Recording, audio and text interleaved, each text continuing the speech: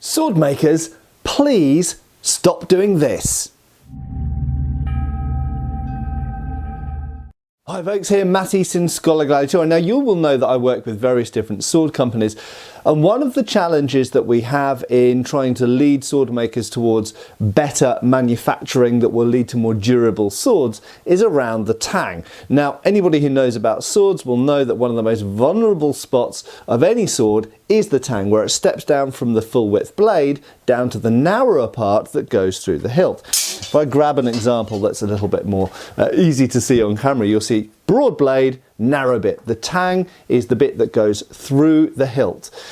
Now, there are two main things that I want to focus on, and hopefully you can share this with all the sword makers you know, and it is something that all sword makers I think know, but a lot of them need constant reminding of, because in mass manufacturing it sometimes gets overlooked. And frankly, if you've got hundreds of people making swords in your factory, you need to remind those, at least the people who are working on the tangs, of these factors. So the first and most important thing, and really the thing that led me to making this video, is to do with the angle at the junction here and what I will call the shoulder of the blade to the tang. So where it steps down, you have a right angle here.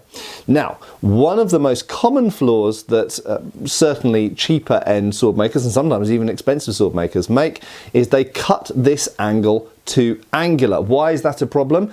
Quite simply, it's what we call a stress riser. So the more angular that junction is there, the more of a right angle it is, rather than having a smooth curve to it, the more of a point of a focus of stress and strain during use that's likely to be, and the more likely it is that the tang will break across there. Now, any of you who've watched sword tests online, people like Matthew Jensen and other people who really test swords to the max, I mean abusively so, to breaking point, and it has to be said that a lot of swords that wouldn't break in normal use, obviously everything can be broken at some point.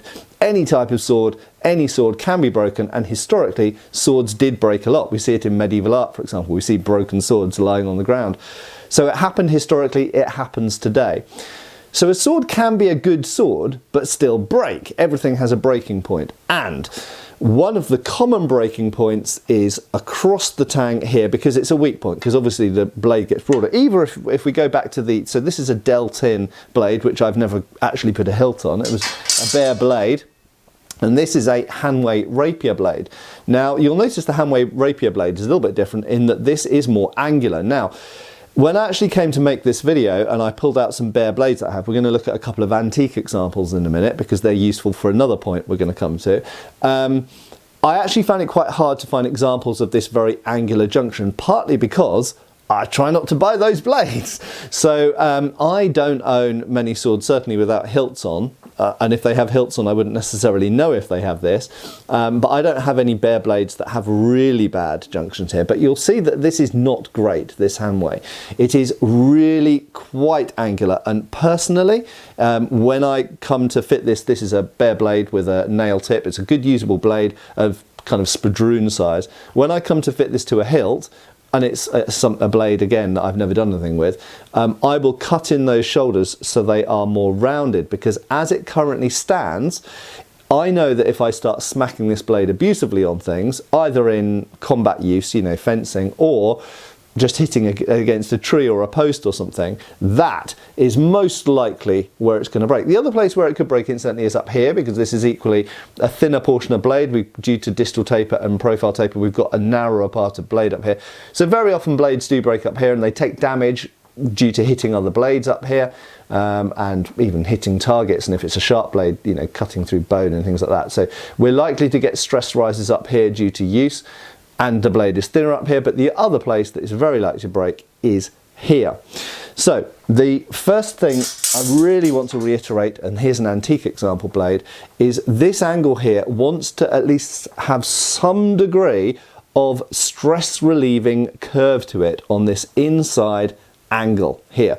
And obviously you want that tang to be as wide as you can possibly make it while still being able to fit into the guard and the grip. Now obviously depending on the style of the sword, you know, a small sword hilt has a very different shape and form and size to a medieval longsword hilt, for example, or a katana hilt. So katanas, for example, have very wide, thick tangs with a habaki actually to give them a bit more shoulder for the tsuba or guard to rest up against. So katana tangs are famously strong because they're so wide. They're only very slightly narrower than the blade.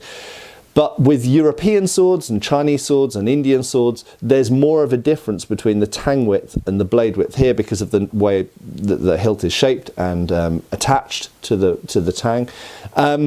So quite simply, there has to be some narrowing here. But if you can make that as little as possible, then it's going to be stronger. So those two things, as wide as possible here at the top of the tang, and that angle as rounded as possible, and then seated into the guard in such a way that the guard fits up against those curves and it's a stress relieving curve. Now this is interesting. I've got a couple of antique blades here which don't have hilts. I bought these as an antique fair that I myself was trading at, and I thought, well, isn't that interesting? There's some bare blades, and we do come across bare antique blades occasionally, and in this case this has got a thread up here, so the hilt has been dismounted from it at some point, or maybe it was never fitted with the hilt, I don't know. This is almost certainly a blade made for an Indian cavalry sword during the British Raj, so probably 1880 to 1900. And these are often fitted with a 3-bar cavalry hilt, and yeah, these were it's kind of inspired. These were sometimes termed as the Paget blade, and these were sometimes inspired by the 1796 light cavalry sabre that came before it, and was quite popular in Indian use, and in fact was brought back into use in the 1850s, specifically in India, because the Indian troops loved them so much. So these have quite broad tangs, and we're going to talk more about the nature and material of the tang in a second, because that's the second point. But you'll notice they are fairly angular, and actually I would, despite the fact that this is a genuine antique blade, I would slightly criticise these as well, that these are a little bit angular and these could be more rounded off. I'll grab another example here. This is a French blade, and you might be able to see on camera, this is actually slightly more rounded at the shoulders, but still I would say it could be even more rounded, and the more rounded you make that shoulder, yes, it makes fitting the guard slightly more laborious, which is probably why these are squared, but it hugely increases the strength of that junction of the tang. So that's enough of that point. Absolutely try and round those angles, because it will hugely increase the strength and longevity of your tang on your blade. So here's the second point, and this is one that I think is going to be a bit more controversial, and a lot of sword makers, in my experience, argue against. They give you reasons why they don't want to do this.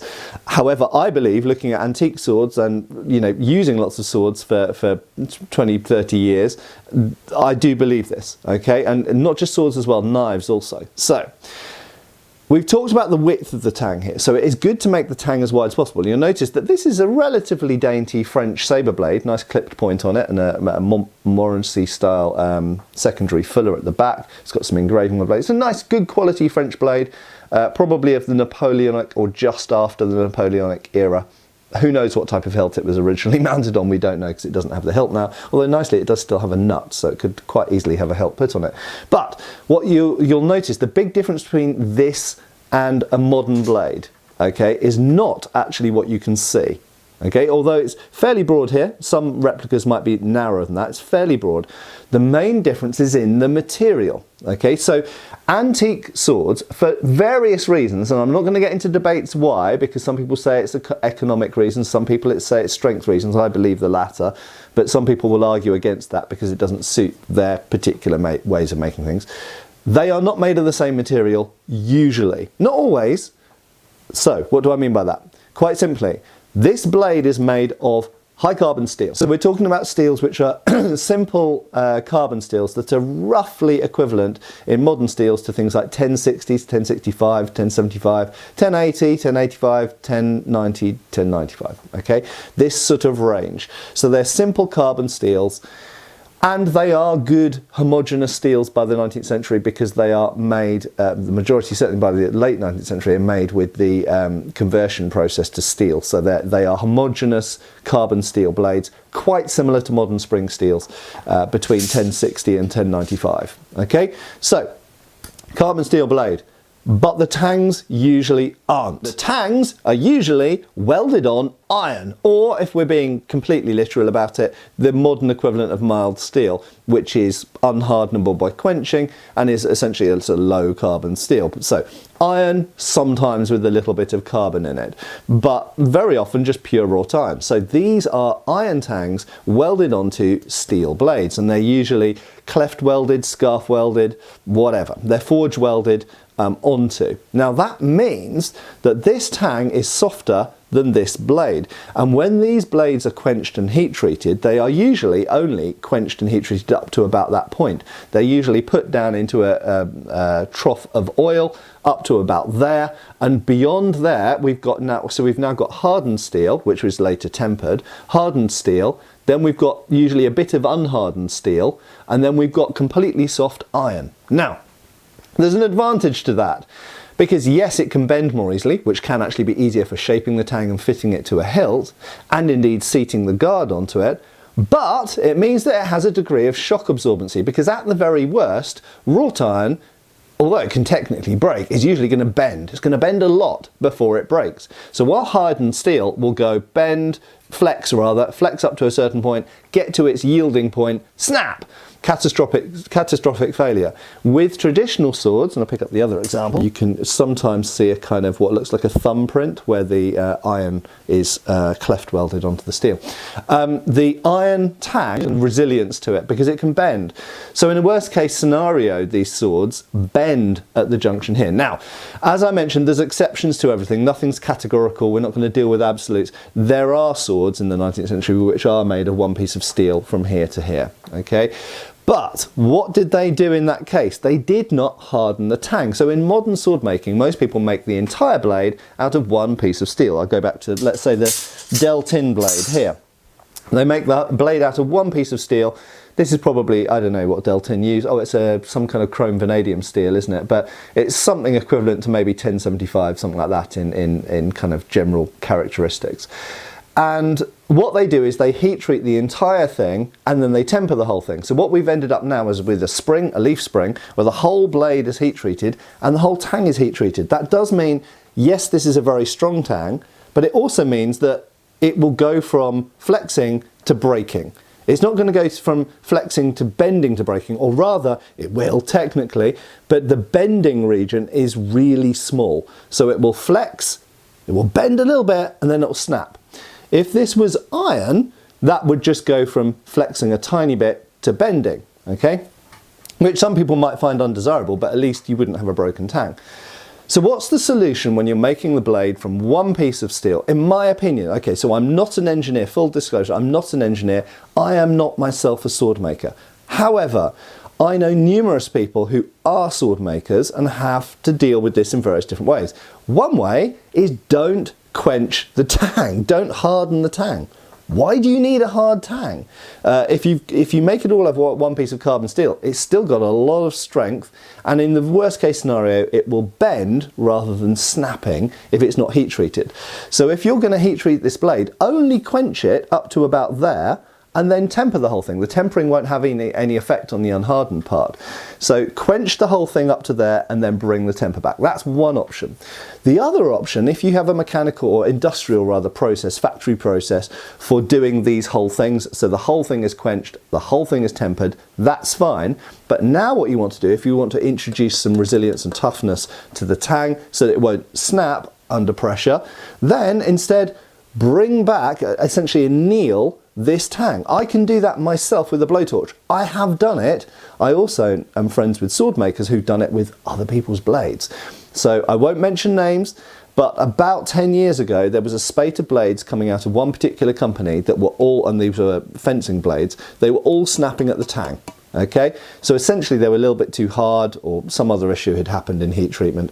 And so what the person who's a friend of mine found was that when they were getting the blades, they were annealing the blades, okay, so just heating them up and then letting them cool slowly, and they didn't break anymore. It wasn't a problem, because what they've now done is they've made the blade more like the historical originals, because we've now got a soft tang and even a soft ricasso, and the blade that needs to be hard is hard.